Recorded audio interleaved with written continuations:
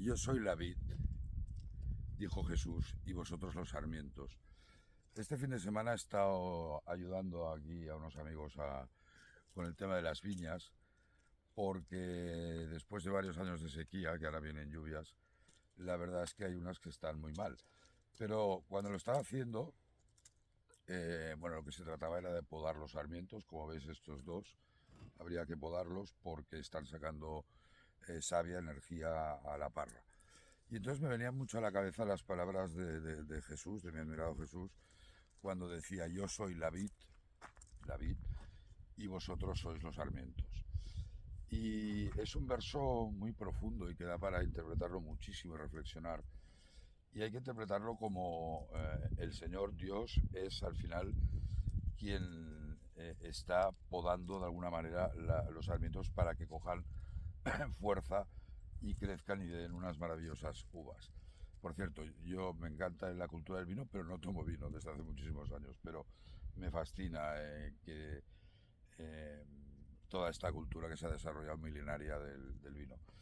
Pero al final esta frase yo creo que nos da esa idea de continuidad, de que al final es alegoría de que todo es uno, todo el sarmiento, toda la vid, el Señor, todo es una continuidad, y que tanto me recuerda a un verso del Bhagavad Gita en donde Krishna dice: no hay nada superior a mí, todo pende como las gemas en un hilo como las gemas en el hilo de un collar.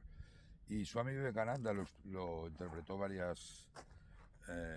el siglo XIX, diciendo que todas estas religiones que han desarrollado la humanidad, pues están ensartadas en un hilo conductor, y ese hilo conductor es Dios, y está expresado muy bien en el Advaita Vedanta. Pero al final creo que es maravilloso esa idea de continuidad. Aquí vemos muchísimas cepas, algunas están mejor, otras han muerto, como aquella del fondo está muerta, pero todas están sus sarmientos, y de alguna manera habrá que encargarse de ellas para que den unas preciosas uvas y se puedan bramar, que es como se llama aquí en la tierra donde estoy, que es recolectar las uvas. Pero al final yo creo que uno puede ver el sarmiento, que es algo diferente de la cepa, pero todos vemos que es una continuidad.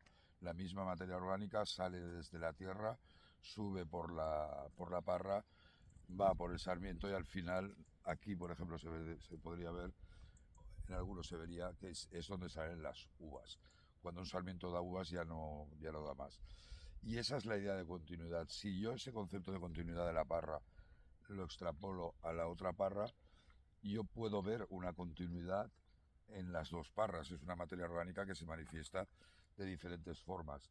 Si eso lo continúo con todas las parras que vemos por aquí, con todo el bosque, con todo lo que vemos por aquí, tú puedes verlo como una discontinuidad o como una manifestación de ese uno expresándose de diferentes maneras. Y eso es todo lo que son nombres y formas. Esto es la planta vid, con este nombre vid, y tiene esta forma preciosa que vemos por aquí, pero son más manifestaciones de una en realidad única, que es Dios. Y si tú eres capaz de ver esa continuidad en toda la discontinuidad, en toda esa separación que la gente acostumbra a ver, es cuando habrías llegado al todo es uno. Y es cuando ves igual al amigo y al enemigo, como decía Jesús también: ama a vuestros enemigos como a ti mismo. Y también expresada, hay un verso del Vedanta que dice: considera por igual a un brahman, a un monje instruido, que a un perro, que a un elefante, que incluso a un devorador de perros. Y ese concepto de continuidad es el que nos permite entender el todos uno del Vedanta, que se expuso en los Upanishads con el famoso: tú eres eso, tú eres Brahman, tú eres Dios. Muchísimas gracias. Namaste.